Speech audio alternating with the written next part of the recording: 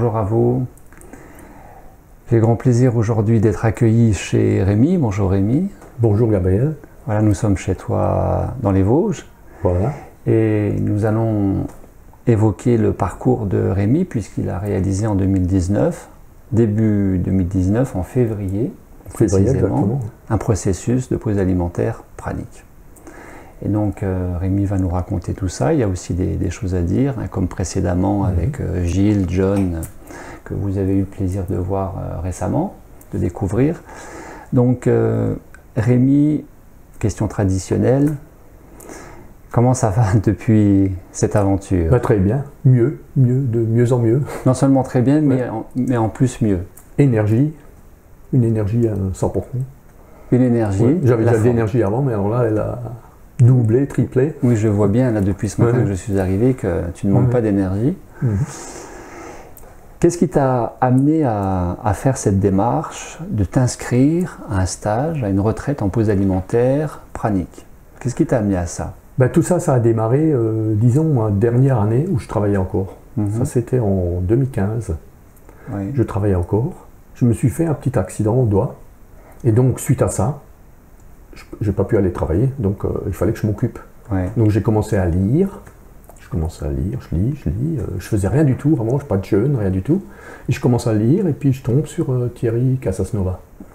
Et puis, le fameux Thierry Casasnova. Et voilà, oui, super sympa. Ouais. Et puis j'ai bien aimé ses vidéos, bien animées et tout, rigolotes aussi. Et puis j'ai commencé à faire des jus, j'ai acheté l'appareil tout de suite, et puis j'ai tout de suite vu la différence. Ouais. Tu prends des jus, c'est tout de suite, c'est autre chose, quoi. Donc ça, tu faisais pas avant? Ça, je faisais pas avant, pas du tout. Hein. Ouais. Tu faisais pas les jus et tu faisais les fruits et légumes ou un petit peu ou pas beaucoup? Pas beaucoup, donc pas beaucoup. Et après là, j'ai vraiment commencé fruits et légumes, tous les jours. Tous les jours, fruits et légumes, mais je continue à manger normalement, quand même. Comme avant, disons. T'as rajouté les trucs. Et après, petit à petit, j'ai senti que ça me fait du bien. Donc, je rajoutais de plus en plus. Et je mangeais de moins en moins, mais de plus en plus de fruits et légumes, en jus. Mais qu'en jus, quoi. Et puis après, je continue à regarder les cassettes et tout ça. Et après, je suis tombé sur Bernard Clavière. Bernard Clavière, oui. Bernard Clavière. Et si on s'arrêtait un petit peu de manger? Et si on s'arrêtait un peu, un peu de temps en temps. De temps en temps de manger. Et ça, c'est un livre super. Celui-là, il m'a apporté beaucoup de choses. C'est un livre qui est épuisé. Hein. Ah oui, mais celui-là, il est vraiment... Et d'ailleurs, je l'ai racheté plusieurs fois pour le donner à des amis en cadeau. Ouais. C'était ça mon cadeau, donner le livre. D'accord. Entre-temps, c'est le tien, mais avant, c'était celui-là. Et puis, donc, je lui redonnais... Je lis ce livre, et puis vraiment, ça a tout changé. J'ai commencé à voir des histoires de jeûne. Je ne savais pas ce que c'était le jeûne. Tu n'avais jamais jeûné de ta vie? Non, j'avais jamais jeûné de ma vie. Ouais. Et le matin, moi, j'avais déjà des problèmes d'arthrose, parce que j'ai quand même bossé 45 ans comme un taré, comme un fou. Et puis, j'avais déjà de l'arthrose dans les doigts. Le matin, j'étais là, les doigts pour les ouvrir, et je forçais mes doigts pour pouvoir les ouvrir. Donc, je suis allé voir le médecin. Le médecin, il faut un traitement à vie. Donc, moi, je suis anti-médicament, donc j'ai pas pris. Traitement à vie. Et puis, il a dit, ça peut que s'aggraver, quoi. Sans qu'il remette en question ton régime alimentaire. Ah non, rien du tout. Il en a même pas parlé. Non, même pas parlé de ça. Ouais. Et donc, j'ai pensé, tiens, je vais une fois faire un jeûne de 7 jours. Je vais essayer. Bon, alors je voulais m'entraîner. D'abord, j'ai fait une journée. C'était une horreur. Une journée sans manger. Vraiment, le cerveau... mal au crâne, le café qui me manquait et tout. Vraiment, une horreur. Après, je me dis, bon, maintenant, il faut y aller. Tu fais tes 7 jours. J'ai fait mes 7 jours de jeûne. Le matin, je me lève. Je vais ouvrir mes doigts. Tout seul. Il s'ouvre tout seul. Au bout de 7 jours. J'en revenais pas. Au bout de 7 jours. Donc je me suis dit, il faut que je refasse un jeûne. Donc j'ai continué, fruits, machin, mes jus. Et d'un coup, j'ai dit, hop, je vais faire 3 semaines. Allez, hop, j'y vais. 3 semaines de jeûne. 3 semaines de jeûne. Plus rien. Guéri, mais guéri. Donc c'est comme ça que tu es venu à ce stage en février 2019. Et après, petit à petit, je continuais de regarder. Et d'un coup, je vois des gens qui peuvent être sans manger. Je me dis merde. Après, je vois le film Lumière également. Je regarde ça, je me dis c'est pas possible. Et après, je commence à tomber sur tes vidéos, les premières vidéos dans la nature et tout. Et puis, je me dis c'est pas possible, il faut que j'aille faire le stage. Et donc, c'est pour ça que je me suis inscrit. Donc, et ça, c'était en 2015, je me suis inscrit qu'en 2019. Donc, c'était quand même une période, ça se fait pas comme ça. Le temps que ça chemine. Le temps que ça chemine. Et donc en 2019, je me suis inscrit, je me suis décidé pour m'inscrire dans le stage. Et celui-là, il a changé ma vie. Comment ça s'est passé cette pause alimentaire, ce processus pranique, ne pas manger pendant 21 jours? Comment ça s'est passé pendant le stage? Pendant le stage, très bien, parce que c'était bien animé. Donc j'ai appris ce que c'est la méditation, parce que je ne savais pas du tout. Là aussi, tu méditais pas spécialement? Pas du tout, je ne savais pas du tout la méditation, parce que ça c'était encore une autre fonction sur YouTube, que je ne suis jamais rentré dans la méditation, ils n'en parlaient pas trop, quoi. En 2019, ça a été une année où tu as découvert beaucoup de choses. Voilà, j'ai découvert beaucoup de choses. Tu as appris beaucoup de choses. Voilà, c'est ça. Des choses que tu ne connaissais pas. Que je ne connaissais pas du tout. Ouais. D'accord. Ouais, donc j'ai appris la méditation, en plus à 4h du matin. C'est vrai que tu assimiles mieux à 4h du matin. 4h30 du matin. 4h30 pour les gens en forme. En forme, ouais. Que le corps ne demande pas de rester au lit pour ne pas se mettre en difficulté ou en danger, bien sûr. Voilà. Et quand on aime méditer, c'est un atelier que je propose déjà de bonne heure, mais qui n'est absolument pas obligatoire. Comme tout le reste, rien n'est obligatoire. Oui, mais ça c'était quand même une bonne chose, la méditation, quoi. Après, il y a eu d'autres choses au stage. On a fait la danse. Ça aussi, ça a apporté quelque chose, la coordination. Voilà. Après, on était à l'extérieur aussi, capter le prana.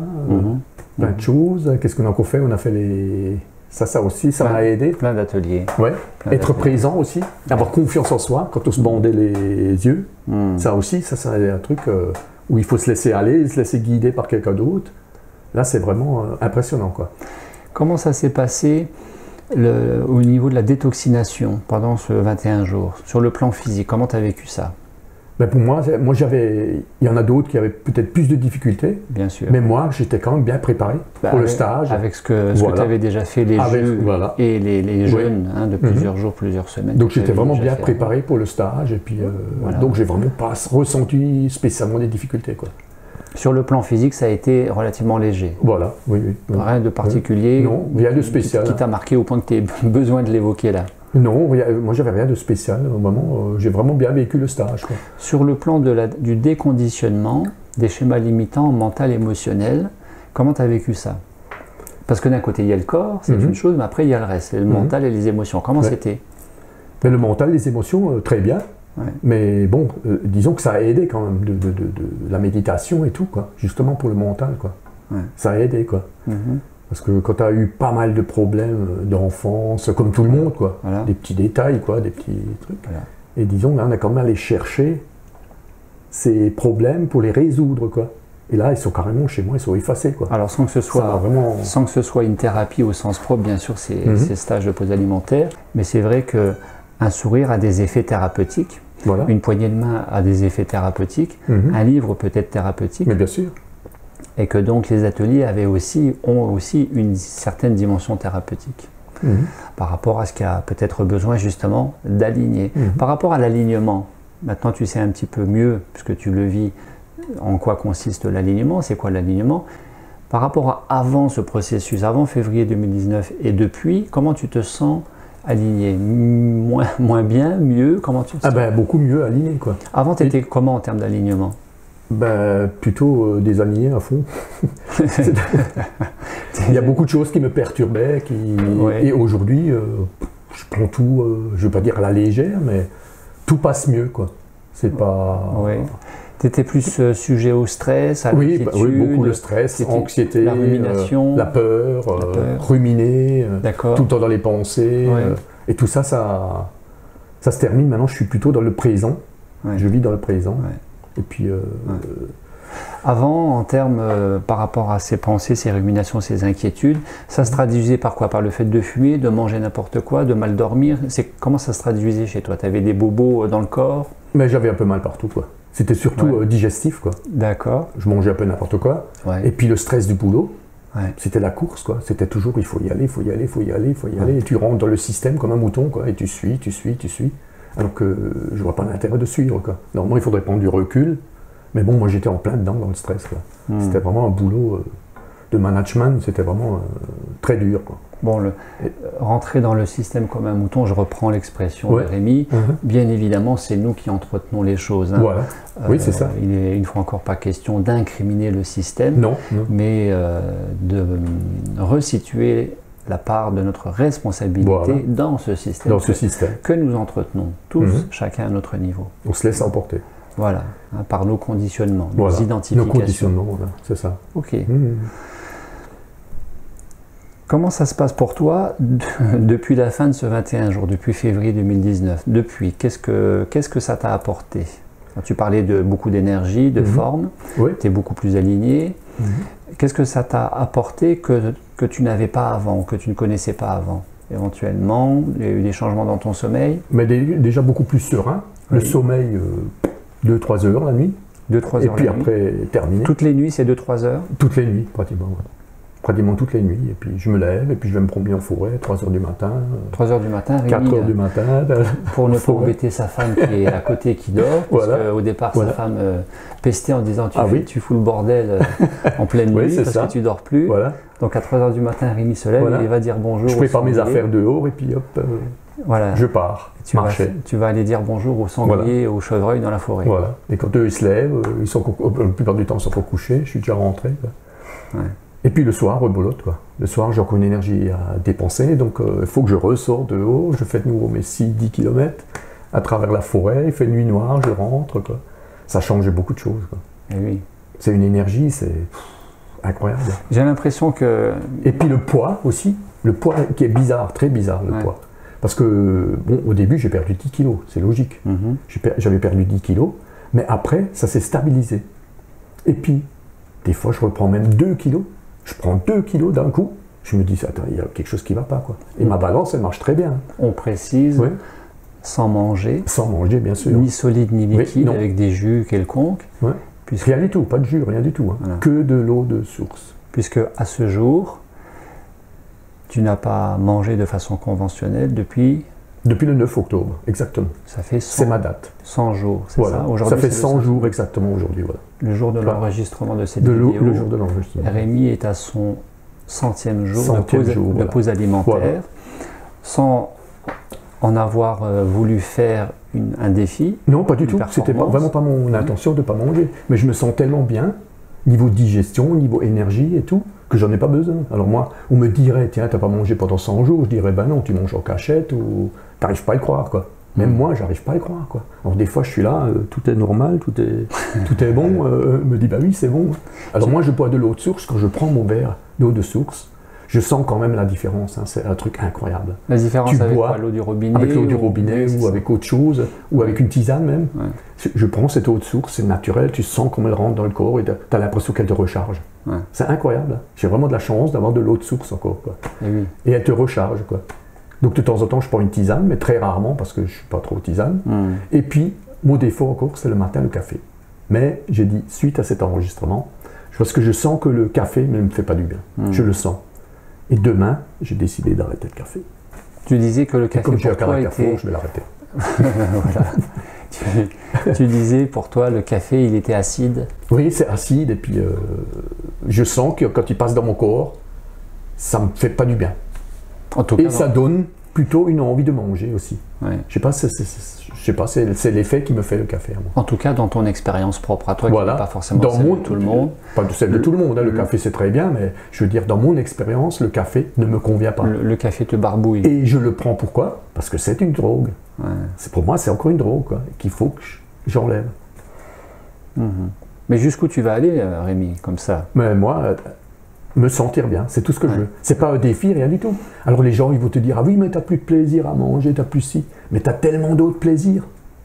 Ça s'explique pas. T'as tellement d'autres plaisirs. Et puis, quand je me balade en forêt, maintenant, je vois plus la nature pareil. T'es au présent, et tu observes, tu regardes, tout est autre chose.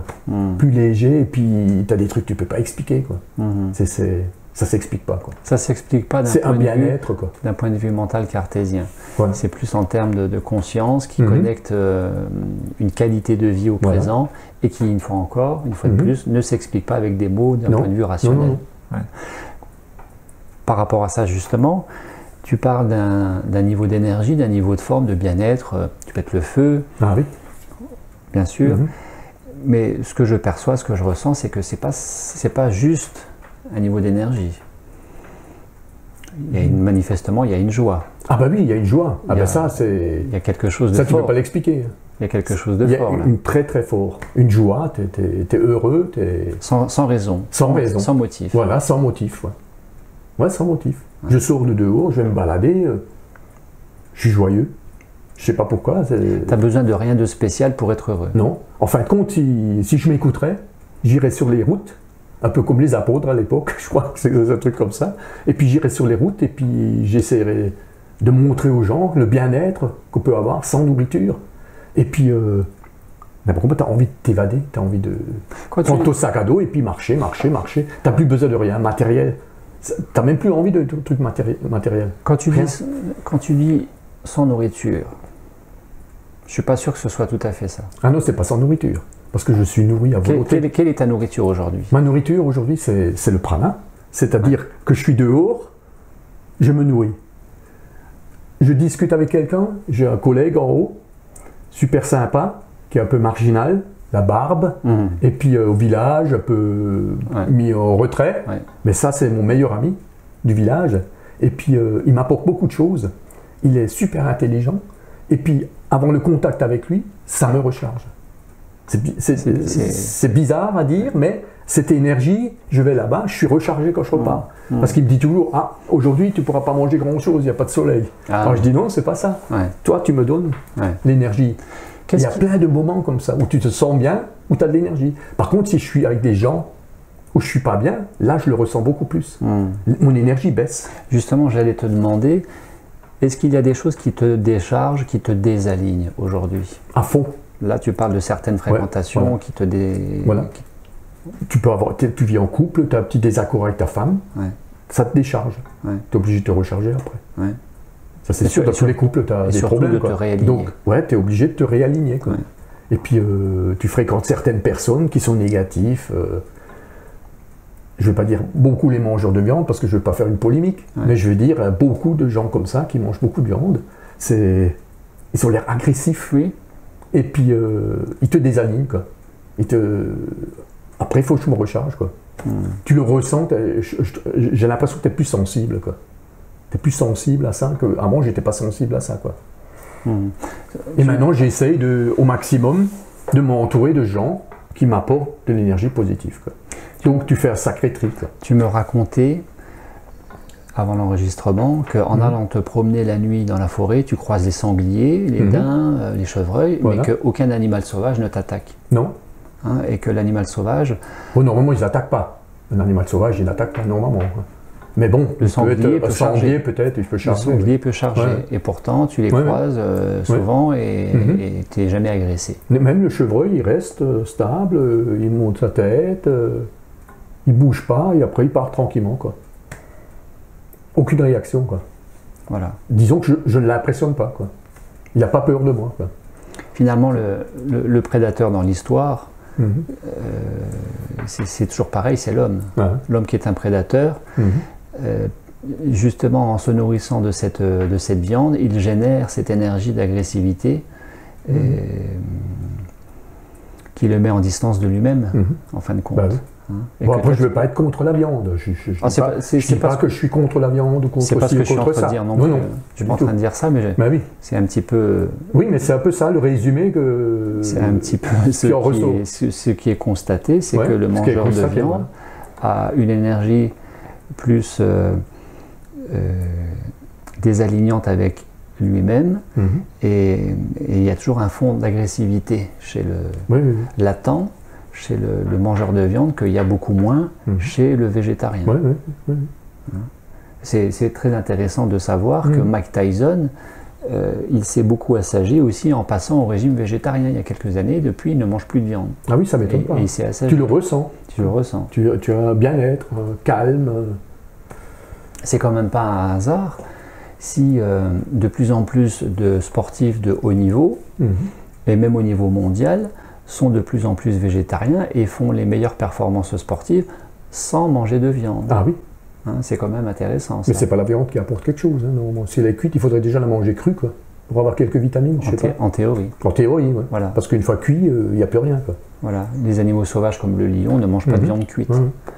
Ils mangent la viande fraîche, crue, etc., etc. Enfin bref, c'est un autre sujet. Mais tout ça, ça vient de l'époque, quoi. Ça suit. Il faut manger de la viande pour être en forme et tout. Le chef de famille, lui, il avait son truc de viande. Les autres, ils n'avaient pas de viande. C'était le chef de famille qui travaillait. C'est les croyances aussi. Voilà, c'est les croyances. Avec la viande, on sera plus costaud. Ok. Mais disons, on pourrait faire beaucoup de choses pour la planète, déjà, si on supprimait la viande. C'est un autre débat. On pourrait faire beaucoup de choses. Chapitre spécial viande. C'est sûr qu'il n'y avait que des praniques, alors là, la planète, elle est sauvée. Pas forcément. Pas forcément. Pas forcément. Non, j'ai pas envie de dire ça, pas forcément. Non, pas forcément, non, parce qu'après, il y a aussi le... Parce qu'il y a pranique et pranique. Ouais. Pas forcément. Voilà. Alors, oui, voilà, la pranique et pranique. Vraiment, le plus important dans ce point-là que tu évoques, pour moi, c'est d'éviter tout sectarisme. Parce que... Quant au fait que tous les humains deviennent praniques et que la planète soit sauvée, c'est déjà être sectaire pour moi, par rapport à toutes les autres écoles qui prônent dans leur discipline le mieux-être, la meilleure santé et une certaine notion du bonheur. Donc je ne suis pas sûr que ce soit la propriété spécifique au pranisme, justement. Il y a pranique et pranique. On sait aussi qu'il y a des praniques qui l'étaient et qui ne le sont plus et qui n'est pas forcément plus heureux. Mais bien sûr.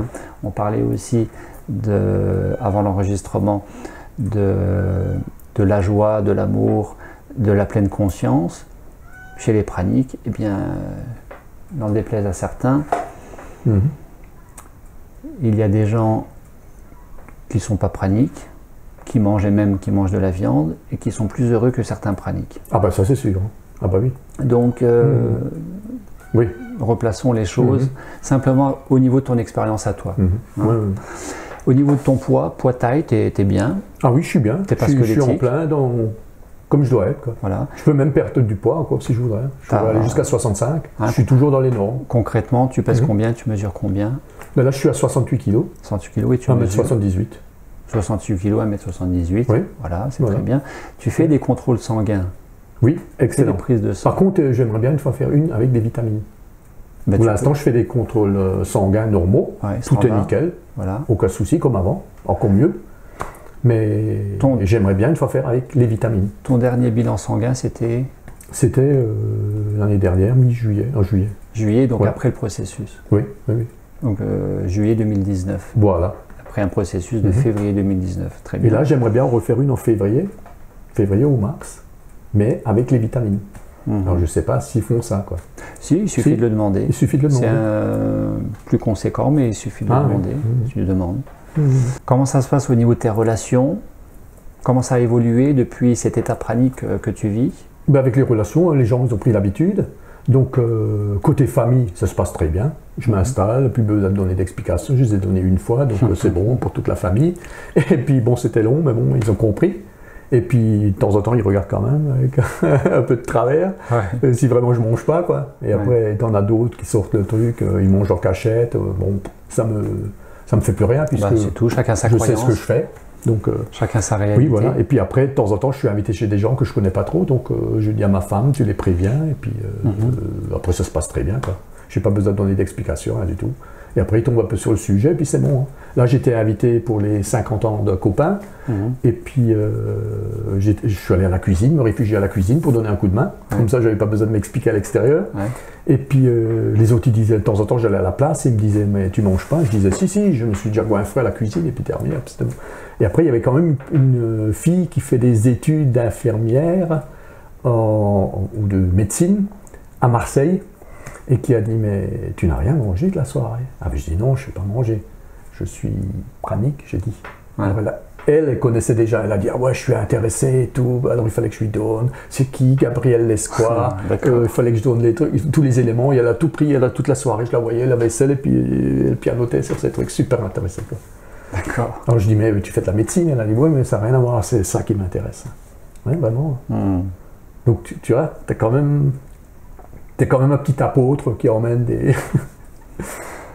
Moi, je suis l'apôtre de la santé, de la conscience, de la joie, de l'équilibre, de l'alignement, de l'ancrage, de gérer les pensées, le stress, les émotions, d'être en meilleure relation avec son entourage, de ne pas ni de s'en priver ni de s'en couper, d'être mieux dans sa vie. D'être mieux dans sa vie. Prana ou pas prana. Voilà, prana ou pas prana. Voilà, c'est pas une finalité en soi. Et les gens qui t'apportent rien, tu peux dire non. Tout le monde apporte toujours quelque chose. Les gens qui n'apportent rien, en réalité, ils apportent toujours quelque chose, mais qui ne nous convient pas forcément, ou qui est relativement désagréable et qu'on ne veut pas forcément intégrer. Mais c'est encore un autre chapitre. Dans la relation en miroir, notre entourage, ta femme et autres, nous apportent toujours des choses, et qu'à un moment donné, on peut aussi regarder et nous rendre compte que finalement, quelque part, on avait attiré certaines choses, et que si on les intègre, eh bien, on passe à un autre niveau de conscience et de liberté avec soi-même. Donc les gens qui ne nous apportent rien, peut-être oui, peut-être pas oui, il faut regarder de plus près. Oui, voilà. Bon, normalement, les gens, ils t'apportent toujours quelque chose. Mais disons, tu fais quand même un tri pour être plus avec les gens positifs, quoi. Tu te sens beaucoup mieux avec des gens positifs, quoi, parce que tu sens l'énergie. Et oui. Tu as une discussion avec un collègue, justement le collègue qui voulait appeler, tu as une discussion sympa, il est prof à l'université de Strasbourg, prof de français, et puis j'aime bien discuter avec lui, et puis il t'apporte quelque chose. Il ne te met pas en infériorité parce que tu n'es pas prof de ci ou de ça. Et lui, il te contacte parce que tu l'intéresses, parce que tu as un sujet... Oui, parce qu'il aime bien être en contact avec moi. Et en plus, il a dit, j'aimerais bien une fois jeûner, comme tu fais. Alors je dis, écoute, fais déjà une journée chez toi. Il a dit, écoute Rémi, j'y arrive pas. Et il est professeur de français à l'université de Strasbourg. Strasbourg, oui. Et alors, il a dit, non, j'y arrive pas. Alors j'ai dit, écoute, tu sais quoi, on va aller marcher 3 jours, et tu feras tes 3 jours. Mais je me suis dit, bon, j'ai quand même la responsabilité, je suis allé dans une ferme auberge, et on a été logé au-dessus des cuisines. Je me suis dit, s'il me tombe dans les trucs, comment il a quelque chose à manger. Tomber dans les pommes. Et puis alors là, il était là, Rémi, ça sent bon, je vais craquer. J'ai dit, non, tu craqueras pas, on tient les 3 jours. Alors on a tenu les 3 jours, et le dernier jour, j'ai vu qu'il discutait avec la serveuse. Il discutait avec la serveuse, il a dit, demain matin au petit déjeuner, je prends ça, du fromage, non, du truc, je prends ci, je prends ça. Alors je dis, mais arrête, je t'ai entendu. J'ai dit, il ne faut pas recommencer comme ça, boss. Non, mais il a quand même fait ses 3 jours. Il a quand même fait ses 3 jours. Il était content. Et il était super content. Et il a dit, pareil déjà, il a dit, écoute, au 3e jour, j'ai déjà ressenti quelque chose, je ne peux pas l'expliquer. Un bien-être. Bien. Ouais, incroyable. Il a dit, je ne peux pas l'expliquer. Il a dit, il faut qu'on refasse, mais plus longtemps. C'est toujours pareil. C'est le mental qui nous fout le bazar. Le mental, les croyances, les peurs, les émotions, le truc. C'est ça. Voilà. Eh oui. Mais bon, là, c'était comme un jeûne, donc il n'était pas vraiment en forme. Parce qu'un jeûne, c'est pas pareil qu'être pranique. Parce que quand tu es pranique, tu te nourris. Mais ça commence comme ça, c'est bien. Oui, ça commence comme ça. Voilà. Bien, Rémi, est-ce qu'on a fait le tour? Est-ce que tu voulais rajouter quelque chose? Rien de spécial, je voulais juste dire que c'est bien. Quand j'avais commencé à lire ton livre, quoi, c'est là que tout a démarré. Quoi. Il faut aimer lire. Il faut aimer lire. Tous les gens n'aiment pas lire. Oui. Sans donner de conseils aux personnes qui vont nous regarder, s'il y a quelque chose que tu aimerais dire pour avoir le dernier mot ou le mot de la fin de cet enregistrement, sans que ce soit un conseil, est-ce qu'il y a quelque chose que tu aimerais partager que tu n'as pas évoqué ou simplement exprimer? Non, j'aimerais juste exprimer, j'aimerais bien dire quand même aux gens qui n'ont jamais essayé de jeûner ou de manger sainement, qu'ils le fassent, quoi. Parce que c'est vraiment le bonheur, quoi. Voilà. C'est vraiment tu déstresses, et puis tu as une joie de vivre. Et les fameux jus. Et les fameux jus, voilà. De Thierry Casasnova. Parce que Thierry, je l'adore. Je ne l'ai jamais rencontré, mais je l'adore pour ses vidéos, quoi. Thierry Casasnova. Et l'évolution, quand j'ai vu l'évolution aussi de Thierry. Tu sauras maintenant que Rémi t'adore. Et c'est pas des gourous, hein. Comme on me disait, oui, tu es rentré dans une secte, c'est tous des gourous. Il n'y a pas de gourou, hein, parce que je suis autonome, hein, je fais ce que je veux, j'ai la tête sur les épaules. C'est même mieux qu'avant. Une secte, c'est autre chose. Hein. Voilà. Et mieux qu'avant, la tête sur les épaules. Hein, vraiment. Merci Rémi. Merci Gabriel. Merci à vous. Voilà. Et une bonne journée à tout le monde. Voilà. Et on se voit pour une prochaine thématique vidéo. À bientôt. Au revoir.